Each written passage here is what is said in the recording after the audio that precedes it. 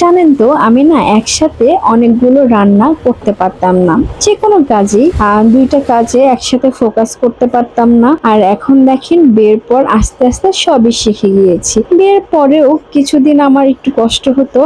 আমি একটা তরকারি রান্না করতাম, ওটা শেষ হলে তারপর আরেকটা তরকারি রান্না করতাম, এইভাবে এক এক করে অনেক টাইম লাগিয়ে রান্না বান্না করতাম। আর এখন দেখেন একা সংসারে এসে আমি দুই চুলায় দুই ধরনের রান্না বসিয়ে দিই, আবার নাস্তা বানাই, কত কিছু করি। আমার এখন অভ্যাস হয়ে গিয়েছে।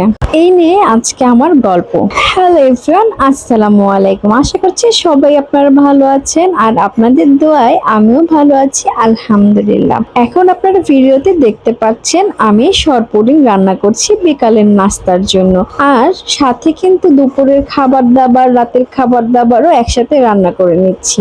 যাই হোক বন্ধুরা, যে গল্পটা বলছিলাম, আমি একসাথে অনেকগুলো রান্না কখনই করতে পারতাম না। শ্বশুর বাড়িতেও আমি একটা একটা করে রান্না করতাম, তাই অনেক সময় লাগতো আমার, অনেক সময় ধরে রান্না করতাম। একটা রান্না শেষ হলে পরে আরেকটা রান্না বসিয়ে দিতাম। তাই শুধু দুই পদের তরকারি, ডাল, ভাত এই সব কিছু রান্না করতে আমার কিন্তু সময় অনেকটা লেগে যেত। আর শাশুড়ি বলতো কতক্ষণ ধরে দাঁড়িয়ে আছে, রান্না করতে এত সময় লাগে। কিন্তু আমি তো বুঝাতে পারতাম না যে আমি কখনোই দুই কাজে একসাথে ফোকাস করতে পারি না। প্রথমে এক কাজে ফোকাস করি, ওই কাজটা শেষ হয়ে গেলে তারপরে আরেক কাজে ফোকাস করতে পারি। এটা আমার একটা বৈশিষ্ট্য ছিল অনেক দিন ধরে। কিন্তু এখন যখন আমি একার সংসারে আসলাম, এই সংসারে আমি ছাড়া আর কেউ নেই, আমার হেল্পিং হ্যান্ডও নেই।